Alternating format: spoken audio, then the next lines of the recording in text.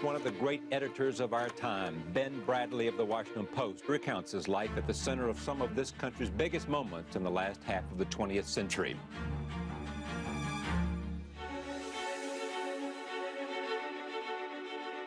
He basically wanted to get the facts out and tell the truth.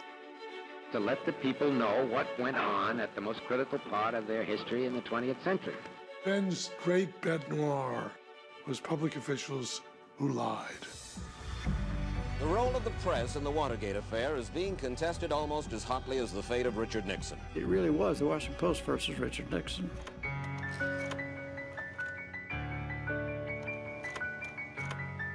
Go about our business, which is not to be loved, but to go after the truth.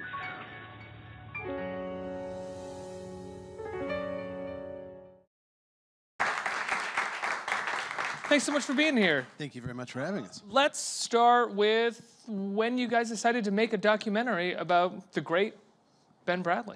I'm going to give that question to Quinn, who is the reason this film got made. How did that happen? I wanted to make a film about my father ever since I can remember, probably 10 years ago. And one day I just decided to write HBO and to make a documentary about my dad, what he did, because I thought it was a great story, an important story. And he responded by saying yes, and according to him, it was the quickest yes in HBO history. I wasn't really expecting that, but I just, I knew it could go both ways, and I just really wanted to do it to honor my father more than anything, so I and his grandchildren would have something to remember him by. Cass, what was it about? I mean, I'm sure there are so many things, and all of that is captured in the film. But when you sent a letter, what was the main thing that was your main point that you wanted to capture about your father, that you wanted to let the world know about? Well, I've always known my dad as my dad. I've never really known him as Ben Bradlee. And Ben Bradlee, to me, was almost a mythical figure. To many, he was. Yeah. And I mean, to me, he was just my dad, but I wanted to capture his story because he believed in telling the truth and fighting for the freedom of the press. And nowadays, anybody can become a journalist, really. And back then, it used to be considered a noble profession. And today, it seems that journalism has kind of lost that charisma. And, I just wanted to capture what you had to go through back then to be a journalist and what he had to go through. Hey, John, when did you get on board? So after Richard Plepler, who runs HBO, greenlit it, he went to my executive producer, Peter Kuhnhart, who I've known for years and have worked with. And he came to me and asked me if I wanted to make the film. And I have to say, when we made the decision to do this project together, it was in the summer of 2016. And the campaign was going on, of course, and like everyone here, probably we thought it was going to be a very different outcome. And so after the election, the Bradlee's legacy took on such a greater resonance. I mean, it really was what is happening now with this administration and the attacks against the press, as you've seen in the film. It's almost as if he's taking a page straight from the Nixon playbook. And I think Ben's being able to sort of crusade for the truth, that legacy, I can only hope that the great writers that are working today, the journalists today, have someone like Ben at their back, because he really trusted them, his writers, his journalists. And I think that's the message we want to get out there today, always be seeking the truth. And Ben is the paragon of that. I don't know if the trailer said it or if everybody knows who Ben Bradlee was. I think maybe we should say it. But he was the editor of the Washington Post for a number of years, decades, a few decades. 30 years. 30 years, but mainly he was there during the Pentagon Papers, or during the Nixon administration, where they published the Pentagon Papers, as well as the Watergate investigation. So he's an incredibly important figure, both in news and in the history of the Republic, if you if you want to put it that way. Sally, when you found out that a documentary was going to be made about your husband, what was your first thought? What did you want to make sure got said about Ben Bradlee? Well, first of all, Quinn took it upon himself to call Richard Plepler, who's head of HBO, and suggest this without telling me. So when I found out about it, it was through Richard Plepler, who said, "Guess what? Your son has proposed this." And I don't see myself as keeper of the flame. I feel that Ben didn't need a keeper of the flame. Ben kept his own flame and always will.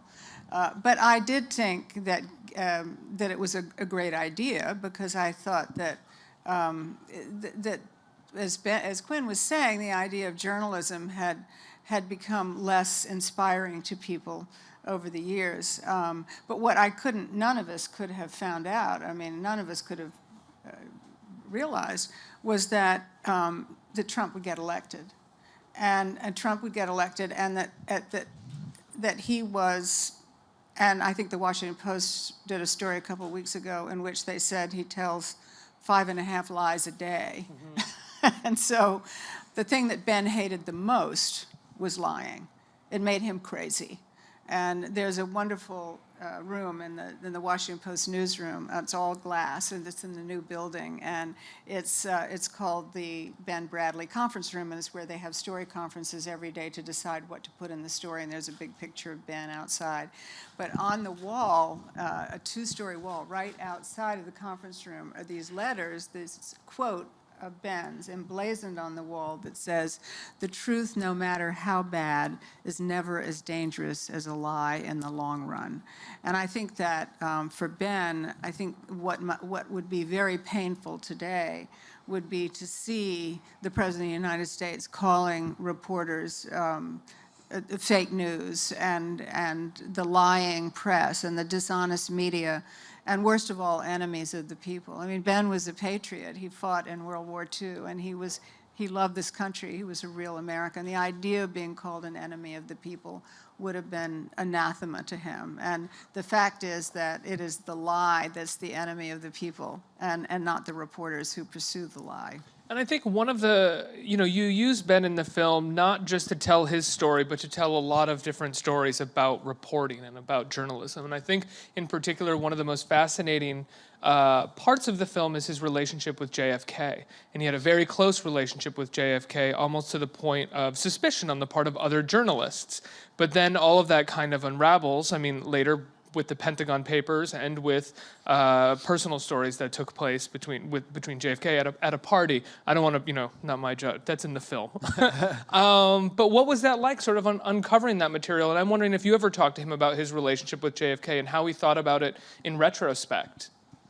Well, he loved Kennedy, and they were, Ben and his then wife Toni and Jackie were neighbors. They lived next door to each other. They were best friends. And so when the Kennedys moved into the White House, Jack Kennedy said, it's really hard to make friends in the White House. So they were over there 3 nights a week having dinner. And Ben told Jack in the very beginning, because it's really dicey, the whole relationship between a journalist and a source. It's very dicey no matter what. And we all struggle with that, because we all have friends that we grew up with. I mean, I have friends when we were all 25 and they were starting out in government, I was starting out in journalism, and suddenly, at some point they get to be cabinet officers and presidents and senators and congressmen and governors, and so suddenly you have this adversarial relationship. So I think that when Ben moved in, when Jack moved in the White House, and Ben said to him, "Look, I'm going to be taking notes every day. Every time I come here, I'm taking notes. I just want you to know that." And Jack said, "Well, of course, I do know that," because I think he understood. They both understood the game. They knew what was happening.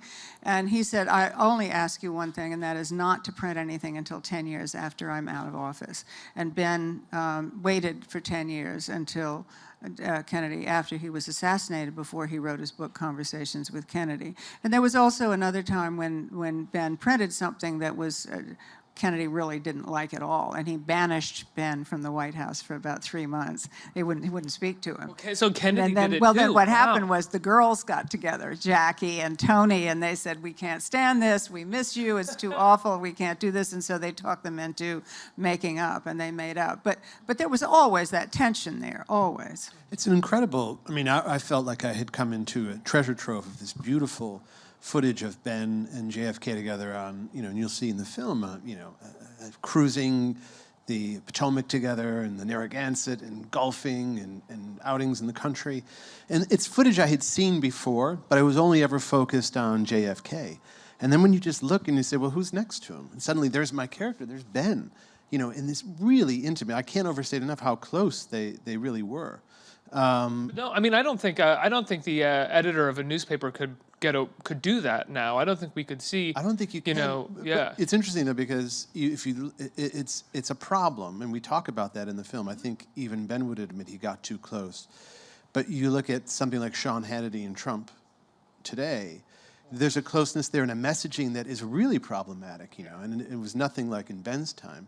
But what's amazing about Ben is that he had that experience at a time when journalists didn't tell those kinds of stories about JFK's dalliances and all of the stuff that he was ultimately up to, which we uncover in the film.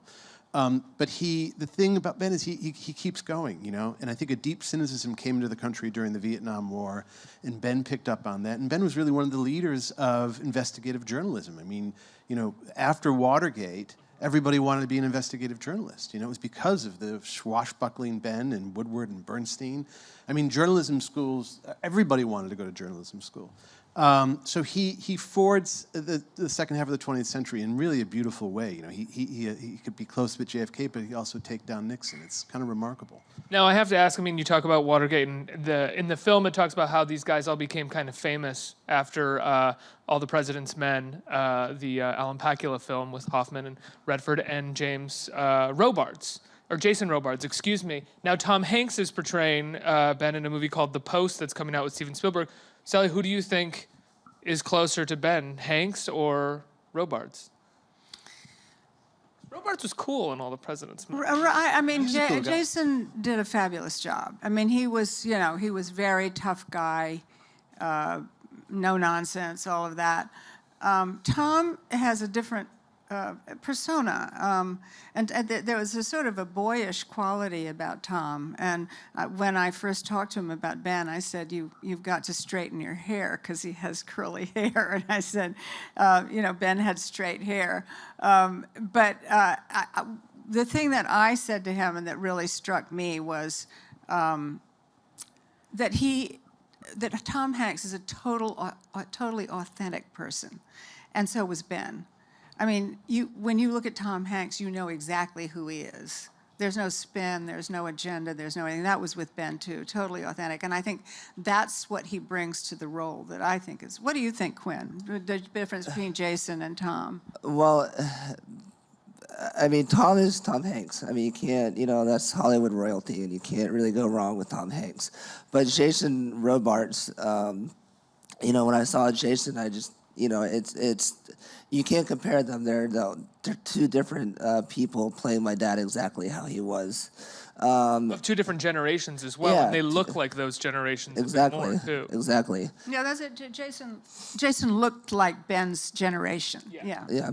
But, you know, one of the stories is that Robards, you know, walked in the newsroom and he was swinging his arms around, and then apparently after my dad started doing that, and, you know, it's I guess it was considered amazing that Ben Bradlee would, you know, copy somebody else, because Ben Bradlee was always his own person.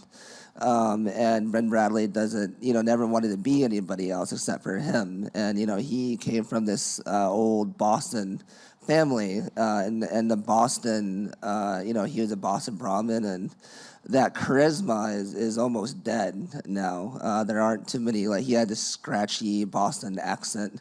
And, you know, that was the one thing I knew was going to be hard to get for any actor. Yeah.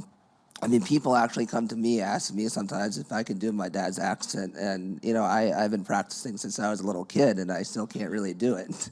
Now, I would like to correct the record on one thing. I know what you're going to say. Yes.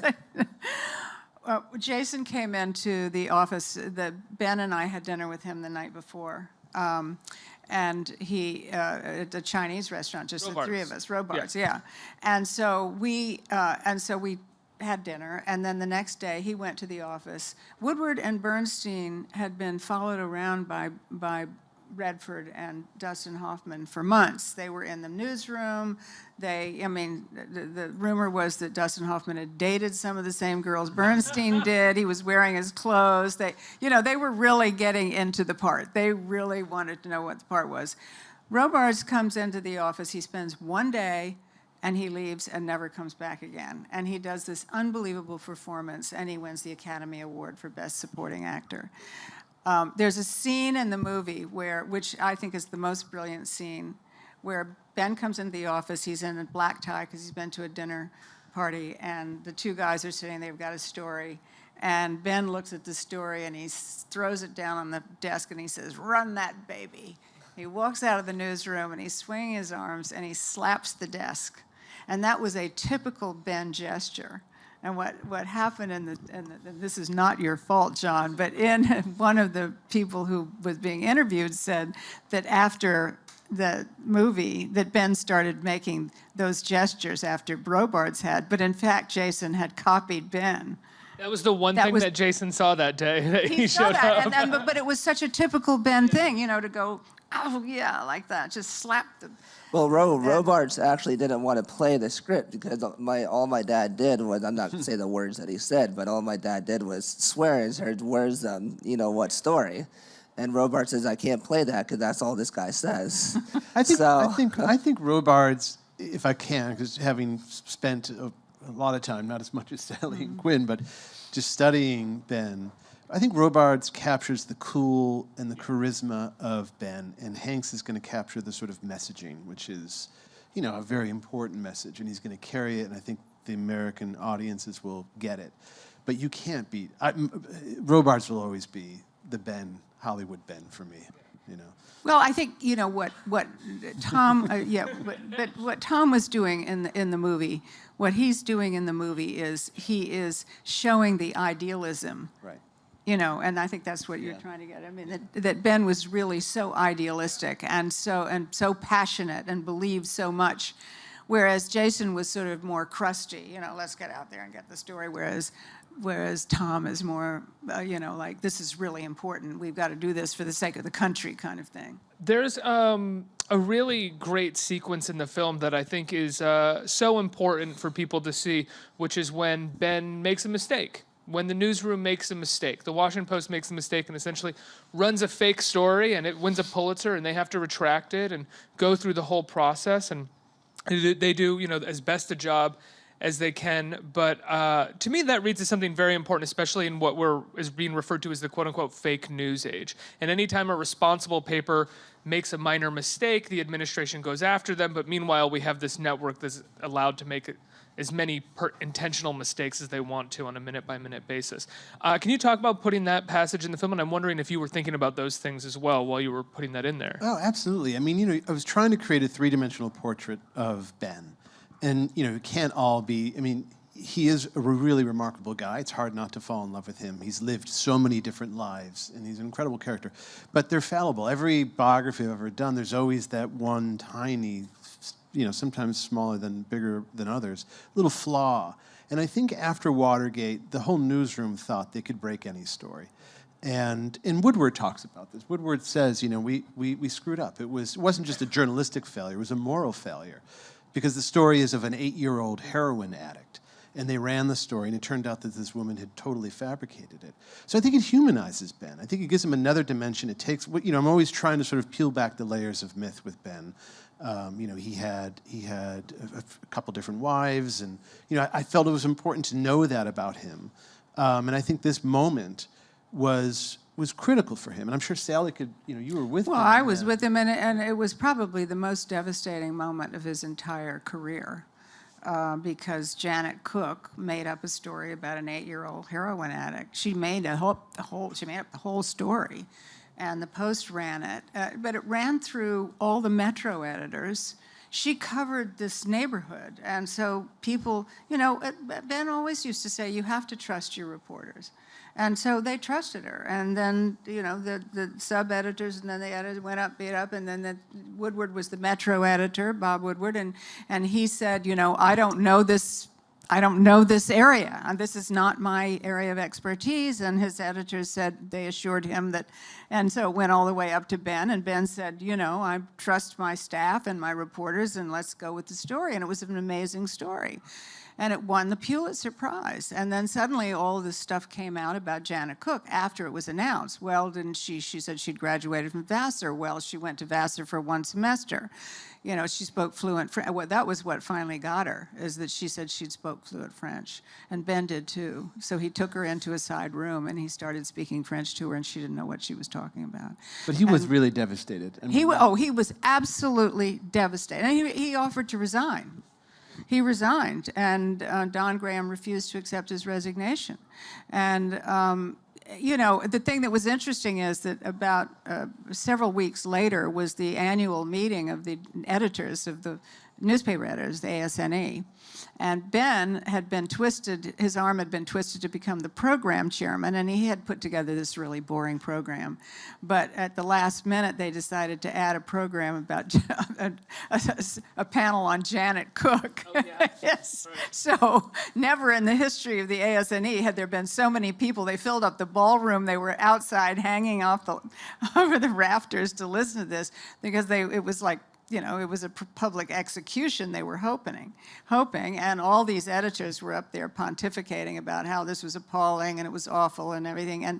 And within a month, every single one of the editors on that stage had had a situation where somebody had made up a story in his or her paper. But what Ben did was he assigned the ombudsman, which is the person who sort of writes about the inside of the paper, and said, this guy Green, and he said, I want you to go out, I want you to get this story, the Janet Cook story, and I want you to find out everything. I want you to do the best investigative job you've ever done in your life. I don't care how long it takes and how much space it takes, and I want the good, the bad, and the ugly. And he did, and it was the longest piece that had ever run in the Washington Post, and he examined every single aspect and laid it all out there before anyone else could. And so the Post was very much sort of self-examining, and and this was the investigative story about what had gone wrong in the Washington Post, and after that there was nothing to say. What's interesting to me about the Janet Cook story, and also the fact that you just said all these other editors had fake stories come out as well, is as much as it wasn't, Bradlee and others could blame themselves for not having properly checked her story or anything like that. She was also a kind of consequence for journalists becoming famous. Like no longer was it about the work and the sort of blue collar ideals of, beating out a story and everything. It becomes about what comes after the story comes out. Well, I think that probably, we can psychoanalyze Janet Cook for a long time.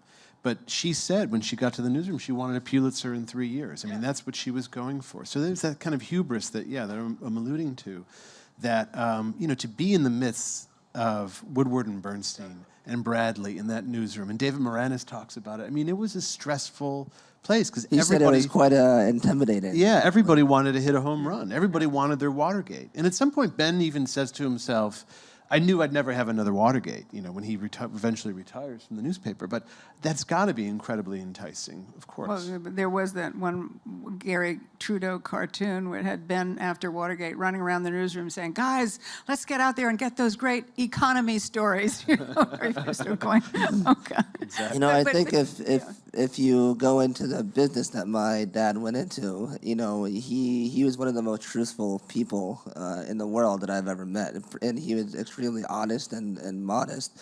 And the other thing that comes with that is honesty. If you go in that business, not only do you have to be truthful, you have to be honest and know when you've made a mistake and be honest about. And, it seems like I've always felt that Janet Cook was really one of the first people to start the era, if you will, not really be honest about what you were, doing. And now more and more people are doing it. And they don't really admit to it until they get caught. And my dad was one of the last people to, go to his boss and say, I messed up, before they got caught.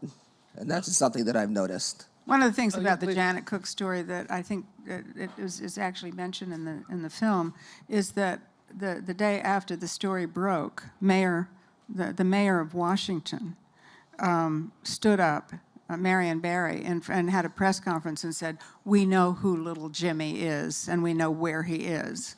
And this is, of course, a totally fictitious character. So, of course, any suspicion that anyone in the newsroom might have had that the story was wrong was completely obliterated because the mayor said, oh, this is true, we know who the kid is.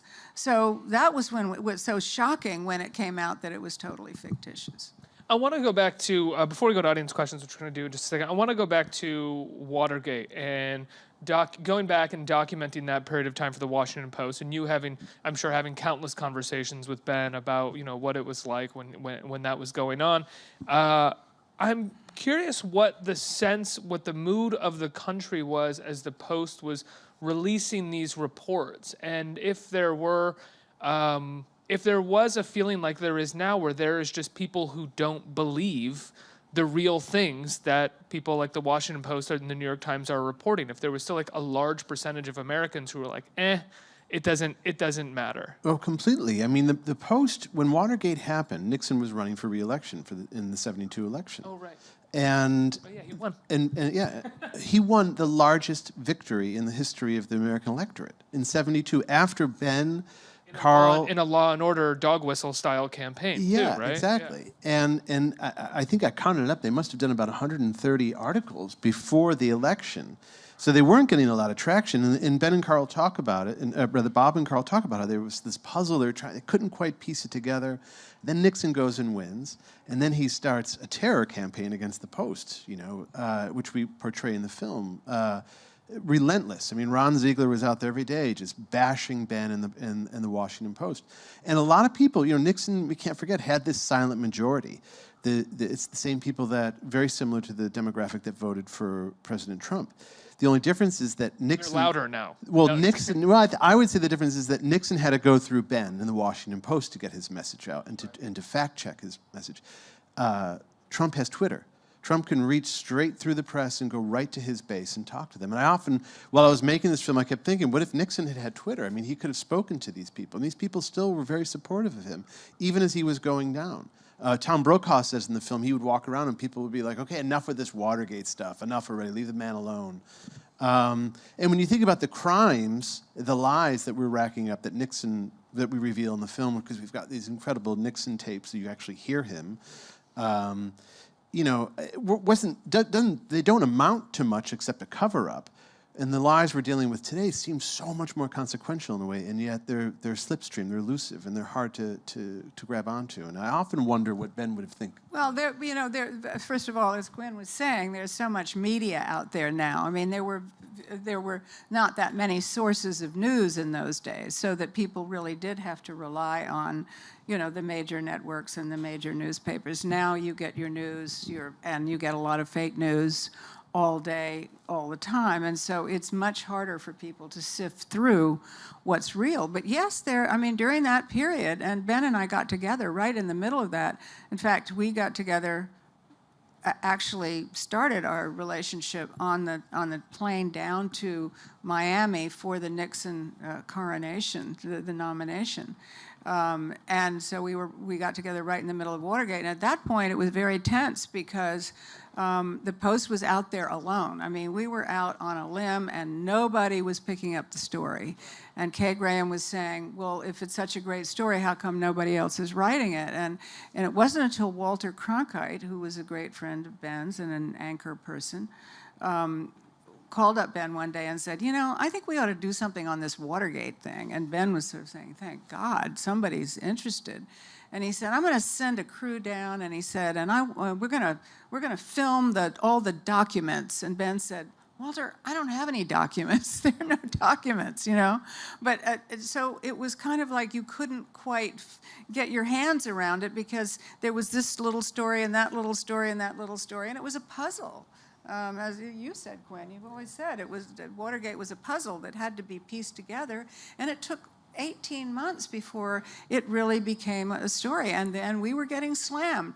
And right now, the Washington Post and the New York Times, and as you know, CNN and other major news organizations are getting slammed every single day for being the lying press and the fake news and all of that. And but Ben never wavered because he absolutely believed the story. He knew there was something there. And the New York Times is very disdainful about this story. They weren't going to touch it. Nobody wanted to touch it until the reporting got more intense and more intense, and finally, you know, it became clear that there was something really there. But it was a very intense and difficult time for the Post, and yet I never saw Ben once flinch. I never saw him turn away from the story. And Ben was not reckless. You know, he wasn't out there on a limb. He really believed that there was something there. And I think that that's what the Washington Post, the New York Times are doing today, and other news organizations are going after what they believe is a story, and they're not making things up. And as Ben would say always, get the story, get it first, but get it right. And that has to be more important today than any other time, because nobody can screw up anymore. You can't get one single thing wrong, because if you Unless you're Fox. Because otherwise it screws everybody. I mean, everybody gets tainted by the brush if even one journalist gets one fact wrong. Let's get some questions from the audience. Who has a question? Right here. Hi guys, thank you for being here. So I don't have to tell you how troubling it is to hear, you know, people like our president calling CNN and MSNBC and, you know, major news outlets the lying media or the fake media, whatever. What do you think it would take to get over this hump of distrust, not only by politicians but the public, to make journalism this kind of noble profession, as you mentioned before? The disillusion of Fox News. I'm really optimistic about the press in this country, because I believe that what we do is incredibly important. You know, we are, you know, the Constitution tells us that what we're doing is important. The First Amendment tells us that what we're doing is important, and I think that all we have to do is just keep going after the story. Get the story. Just keep reporting and reporting and reporting and reporting. And as Ben used to say, the truth will emerge. And it always does. The truth always comes out. And so all those people who believed that Nixon was innocent and who thought that the Washington Post was going after Nixon, all of them ultimately had to admit. I mean, Nixon didn't resign for nothing. I mean, what finally happened was a group of Republican senators, led by Barry Goldwater, who was one of my father's closest friends, went to the White House and said to Nixon, "You got to go, pal. You got to go." But they didn't do it lightly. They waited until the story was out there, and it was so obvious that Nixon was guilty on every front that he had to go.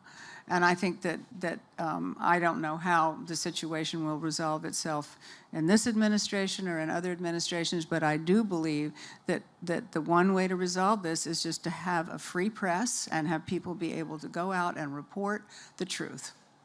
I think, you know, your question is actually my reason on the dot why I produced this documentary and why I wanted to get the story about my father out, because, you know, I've always thought of my father as a Johnny Cash, if you will, of newspapering. He's just very cool, very calm, very collected, and not afraid to get his message out there. And Trump and Nixon are very two similar people. Trump hates the press, Nixon hated the press, and they're afraid of people like my father. And, you know, I just wish there were more people out there like my dad who's not afraid of the government to, you know, say what you're doing is wrong. And now if you're, you know, go out and say what you're doing is wrong, you know, you could go to jail. You know, they say this country is a free country, but is it, or, you know, do we have the power of the freedom of the press, or do we not? Absolutely. Next question. Right here. Sal, you're a very interesting person. Tell us about other aspects. You were a subject in the Andy Warhol. Can you tell us more about this work with him? Or more about what? I think your work outside, you're working as a fashion editor, and you said Andy Warhol, right? Oh, well, I was actually a style reporter. Style reporter. And I was hired to be a style reporter by Ben. I had been the social secretary for an Algerian ambassador, and they needed somebody. Ben had transformed the old women's section into a feature section called Style. He invented the style section, and I think even though Ben is more remembered for the Pentagon Papers and Watergate, I think the style is probably the most important thing that he ever did, because it changed our culture. Because our old section was for and about women, and it was all about teas and recipes and ladies' lunches and fashion and all that kind of thing. And so Ben took half the people in it, brought in half the people were men that they brought in. And in fact, the man who sat next to me was a police reporter named Phil Casey, who'd been covering the police beat for 30 years. And was a gruff old guy who smoked 3 packs a day, and his desk was piled with God knows what. And I went in the first day in my little white gloves, and I was a little party reporter. And Phil Casey says to me, "Listen, kid, I just got one piece of advice for you." And I said, "What's that?" And he said, "You just cover parties the way you cover crimes. There's always a victim, and there's always a perp." You know, and he was right. He was right. And so I started out doing that, and so I wasn't an ordinary reporter. I didn't, because I'd never written anything before, and so I just had to make it up as I went along. Not make it up. I mean, I just learned it as I went along. I have to be careful now, the way you say these things. But so I began reporting, and when you cover parties in Washington, you're not really covering parties. You're covering political events, because everything in Washington is political or official. And so you'd go to a party, for instance, and Henry Kissinger would be standing there, and you would want to know whether we were about to bomb Cambodia. And and if you got an interview with him in his office, you would get nothing out of him. But there he is, standing there with the drink, and he's chit-chatting with a bunch of guys, and they're talking about, well, maybe we'll bomb, maybe we won't. This is just a hypothetical. But the fact is that I was able to break stories that reporters on the national and the foreign desk couldn't break, because I saw them in a more informal. And Ben loved this. I mean, he absolutely loved the news style section. He was back in the style section every single day. And we were also covering peripheral stories, I mean, that had to do with Watergate. And the I was writing profiles of Watergate characters and writing outside stories that most feature writers would never do. I don't know why you mentioned Warhol. I did interview Andy Warhol, but then he did several portraits of me, which I now have, which I bought right after he died. But it's pretty cool. You have Andy Warhol portraits. I have 6. Yeah. Well, I didn't. Are they in the house? I never. They're in the house. They were actually in the Natural Portrait Gallery for a year. Yeah. The Washingtonian magazine commissioned.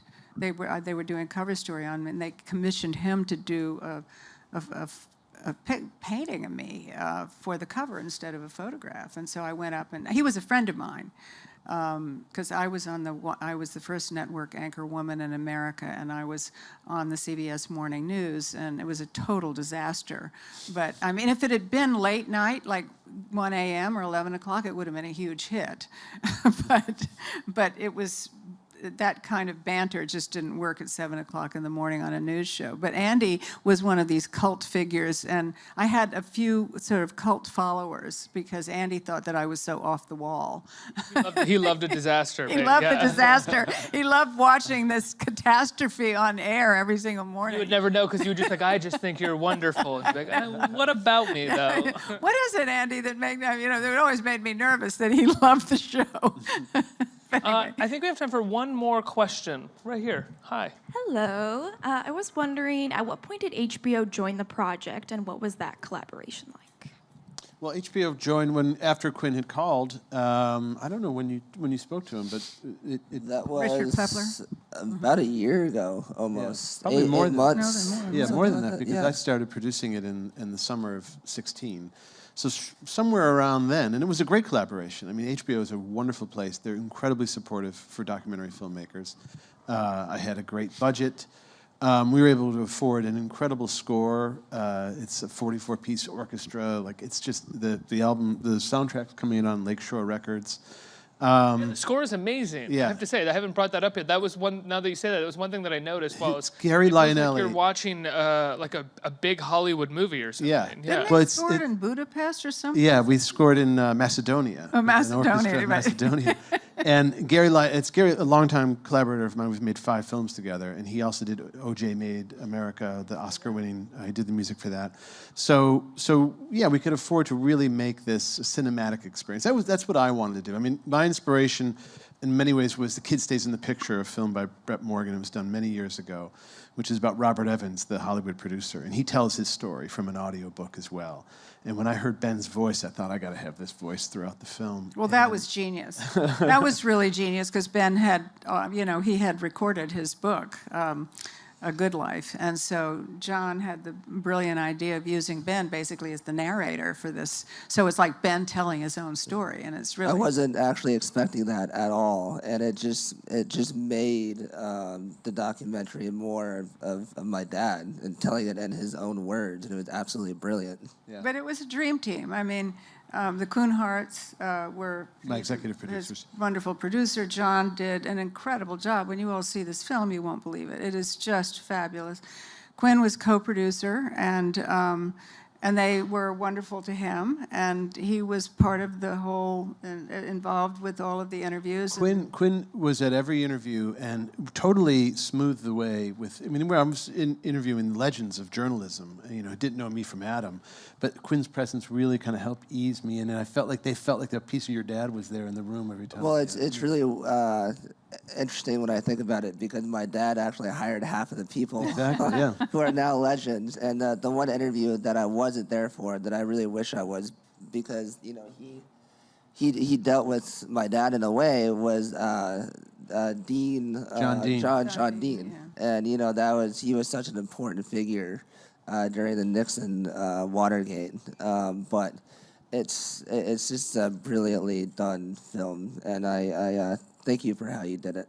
Thank you. I couldn't agree more. It's wonderful. Thank you so much for preserving the legacy of Ben Bradlee and the Washington Post and of that era, guys. When can people watch Newspaperman? So Newspaperman will premieres this Monday, December 4th at 8 p.m. on HBO, and then we'll be streaming on HBO Now and HBO Go and every HBO outlet.